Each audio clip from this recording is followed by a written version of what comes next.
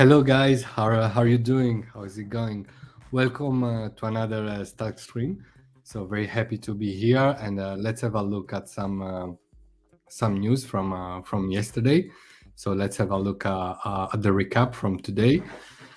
And yeah, we're gonna start with the most, let's say, one of the most important news from yesterday, which is about the introduction of staking of Ethereum staking in the Argent Stacknet wallet, the on Argent Mobile.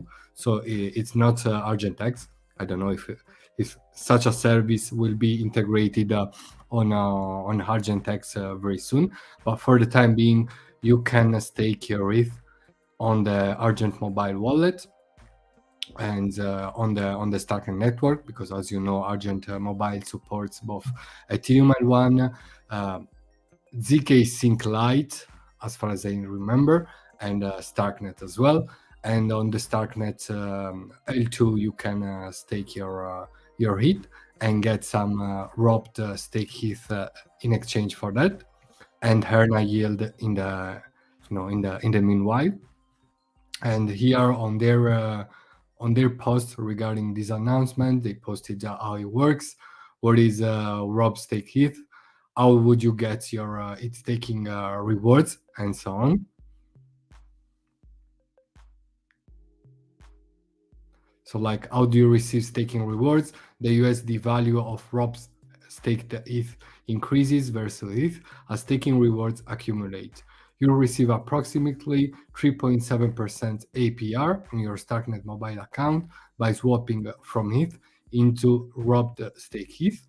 And yeah, so basically you swap your Ethereum for robbed stake ETH, and this robbed stake ETH get its value depends on the yield that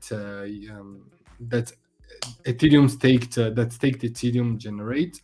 And obviously there are some risk, and for example, like obviously the price of rob stake ETH can fluctuate. There's a smart contract risk. There's also a little DAO management risk, because obviously they robbed stake ETH is like in this case is like is taken from the Lido platform, and obviously Lido platform is managed by the DAO, and if the DAO kinds of breaks up, the whole also the whole roping system could break. Then obviously it's lashing related to the Ethereum that Lido will be staking on your behalf. And there are some fees in this service around, like Lido takes a 10% fee on the on the staking profits, and then there's also a small fee taken from the Avenue AMM aggregator for letting you swap from Ethereum into rob the stake ETH on Starknet. And yeah, so these things you need to know these things before deciding to stake your ETH into the Argent Mobile wallet. And yeah, I'm gonna paste the link on the comment section. Yeah, I'm gonna also paste the whole recap.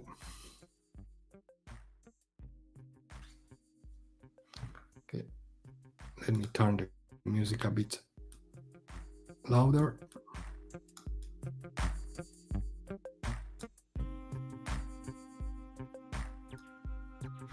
Okay, so let's move to the next news.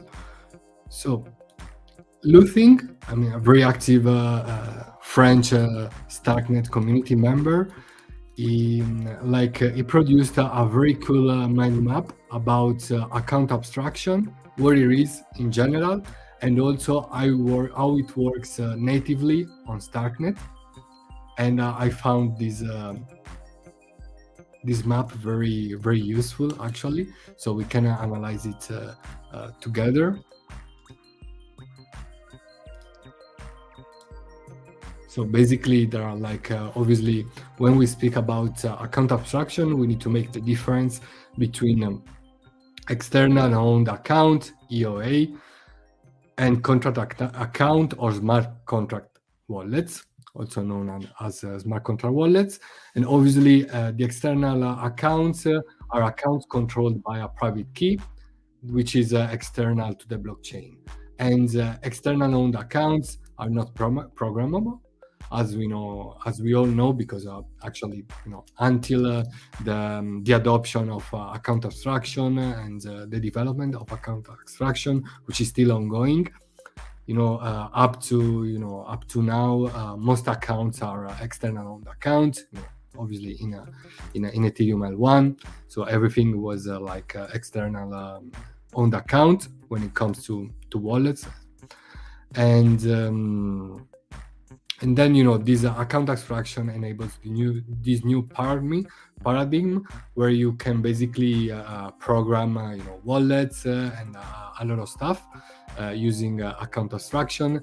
And there's a basic explanation of account abstraction, like there's like signature abstraction, payment abstraction. There are like how account abstraction works on Starknet. So basically, when a transaction is sent, this transaction is handled by the sequencer, and there are different processes such as setup transaction order, verify transaction, execute transaction, setup blocks, and so on. And then on the other hand, this mechanism is defined within the sequencer, which allows the above four stages, the stages in orange, to take place, and so we'll have the verification phase, the collection phase, and the execution phase as well.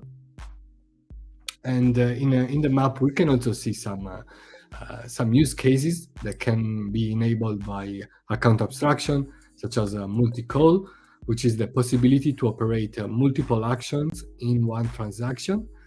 Then we have also session keys, which are very useful for gaming purposes, because they allow users to set up, a wallet, also a temporary wallet in advance, in order to let this wallet interact with transactions automatically, and without you having to sign each transaction. And this is obviously something which will be crucial for gaming UX and for autonomous worlds and on-chain games that are being developed on Starknet, because they can benefit from this primitive. Then obviously, one of the main use cases and one of also the main benefits of account abstraction is its programmability. So the possibility to set up conditions to be met for the transaction in order to let this transaction be executed. So this enhances further programmability when it comes to smart contracts. Then like also the choice of the validation method. So you can decide how to verify signatures with multi-sig, with two-factor authentificators, Face ID, etc. And we're seeing that in both Argent and Bravos. With for Argent, the email verification, and email, you can set up an Argentex account with your email only, and without having to store your seed phrase. And then on the other hand, Bravos have also experimented a lot with account abstraction, and they created their own security pyramid system, where you can use at least three-factor authenticators. Like your wallet, your phone can basically work as an hardware wallet, and with the hardware signer, and you can also match it with with further authentication factors such as biometrics, and this makes your wallet definitely more secure than just having it depending on a seed phrase.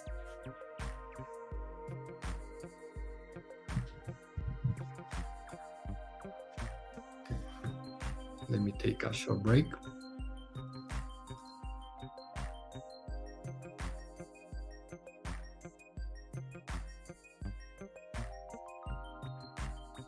Then lastly, Luthing has also underlined the differences between StarkNet account abstractions and the account abstraction which is being developed in AVM compatible rollups, which is referred like the Ethereum improvement proposal 4337, so 4337. And the main differences are between this kind of the differences between these two account abstraction approaches are that on StarkNet, contract deployed contract is deployed before sending the first transaction, but this action this step is frictionless for the user.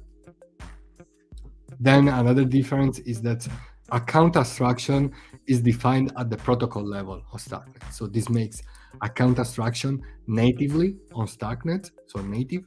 And this is different than like on EVM or rollups, where where they use Solidity, and because they obviously they install account abstraction. Let's call it. Let's say it in this way. They install account abstraction through the usage of contracts. So they enable it on a contract level, but not on the protocol level. And then another difference is that the sequencer operates as a block builder, and also the gas fee is set up by the sequencer. Okay, instead of having it set up by the market. These are some of the differences between the two different account abstractions approaches. One from the StarkNet native one, and the other one coming from the other EVM compatible rollups. And yeah, that's all for this news. Let's move to the other one.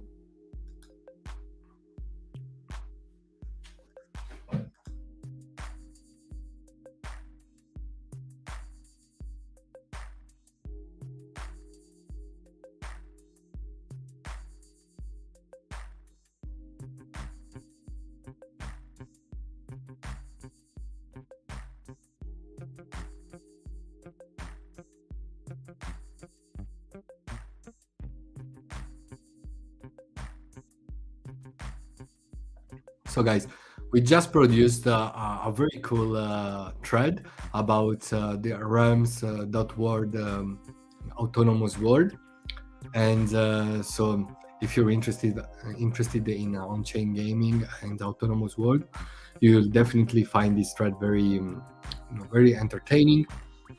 There's also in the cover there's some cool epic music being played. And then we basically explained what the realm.world autonomous world is, how it works, where is it built, so on StarkNet, the differences, the different approach between this kind of autonomous worlds approach and the traditional gaming approach from Web2 gaming. And then in the realms.world, there are different games that are being developed, such as Loot Survivor, which is currently on mainnet. And here we explain what it is, how it works. And we also go back to the origins of Loot Realms, which is a collection of 8,000 generative NFTs, each one with different resources and traits that are used to create an open world that can be extended by anyone. So yeah, you can have a look at this thread where we explain also the vision of the realms.world autonomous world. There's a call to armies for the devs who are interested in developing games within the autonomous worlds, and the realms.world's autonomous world. And yeah, obviously, this autonomous world is powered by the Dojo StarkNet on-chain gaming engine, which provides a structured framework for on-chain gaming development on StarkNet using Cairo. And this definitely lowers the barriers to entry for gaming developers. And then we continue with some other examples of games being developed within the realms galaxy. One of them is Loot Herald, which is a project that was developed from the Lootverse original project, from Ethereum 1, and but then like they're building it on the realms platform right now. And together with Loot Herald, we also have Beer Baron, which was built during the first Dojo Gaming Jam, which is a sort of recurrent small hackathon, a very short hackathon. It takes usually takes place during weekends, and yeah, and hackers like developers, gaming developers gather together to develop some small games using Dojo. And the beer baron was one of them, and it basically consists in in being yeah, a monk brewing your own beer and competing with other monks, I suppose.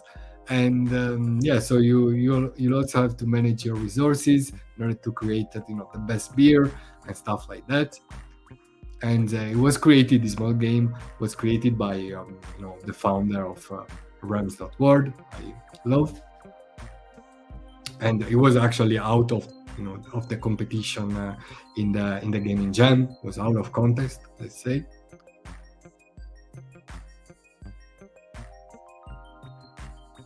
Then we have Rising Revenant, a new survival game that revolves around revenants, where each player enlists to travel to locations and try to stay alive. So the last revenant standing wins the game. There's also a thread redirecting to Rising Revenant. Then there is Arcane Assembler, which is a deck building game. And yeah, so guys, let's have a look at this thread, which I'm going to post on the comment section, and also leave some comments about the game that you would like to play within the rams.world autonomous world, and have fun by playing with it.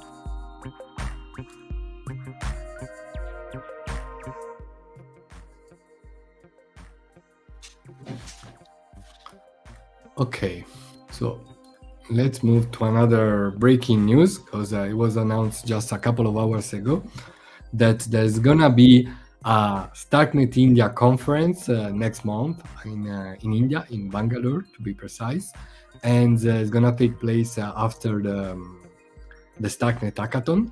And yeah, because there's gonna be ET India during those weeks, and yeah, and there's gonna be a good StarkNet presence over there, also because the Indian StarkNet community is growing very fast. There are a lot of very talented builders, developers dealing with StarkNet and learning Cairo and teaching Cairo to a lot of Indian developers. There have been a lot of workshops around India in universities and stuff like that. And the potential of India in Web3 development is immense, and this is gonna be a very good occasion to show the potential of StarkNet and its technology. So if you're in India for ET India and you would like to learn more about StarkNet, Also, you can go to this conference, and before that, you can even apply for the for the hackathon. Sorry. And yeah, I think registrations are still open, so yeah, don't waste time, and yeah, try your luck, and maybe you will be able to enjoy also a free stay, in the Starknet hackathon, and then attend this promising conference. So I'm gonna leave the link.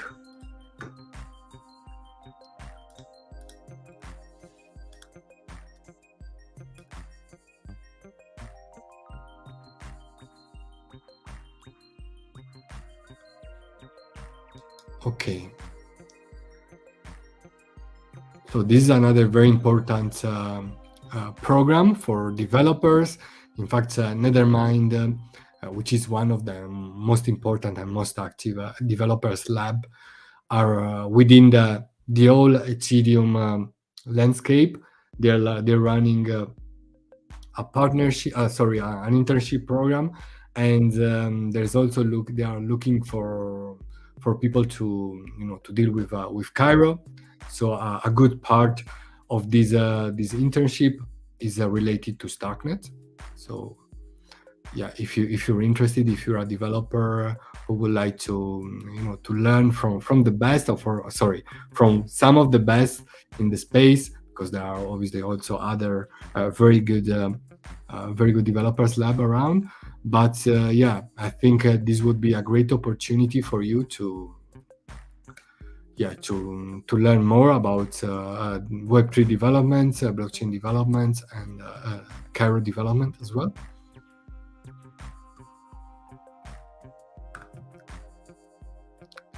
Yeah, last but not least, actually we also have another news after this, but yeah, later on in the day we are gonna hold Star Cafe, the second episode of the Meet the Foundation series, where we'll be exploring the growth strategies and the growth activities that the Starknet Foundation is bringing forward, together with Damo, so Damian Chan, which is the growth lead at the Starknet Foundation. So I'm sure we'll be having a very pleasant chat with him. And we'll also be talking about the recent hackathon in Istanbul, which was a success, I must say. And yeah, so stay tuned, and see you at the Star Cafe in a couple of hours. And actually, let me also, in the meanwhile, I'm gonna post this as well. And then I'm also going to get another event that we'll be doing for the Spanish speaking community next week. So hold on if you speak Spanish.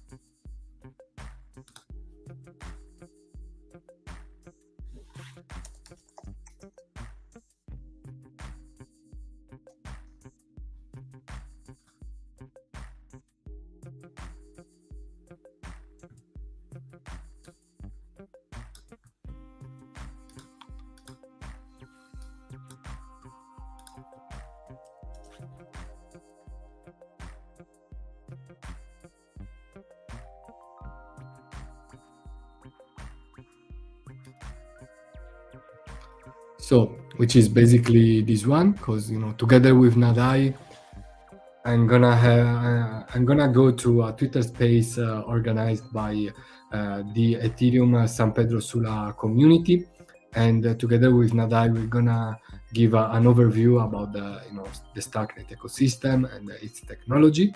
So, if you speak Spanish, be sure to attend this Twitter space that's gonna take place next Tuesday at 6 p.m. UTC.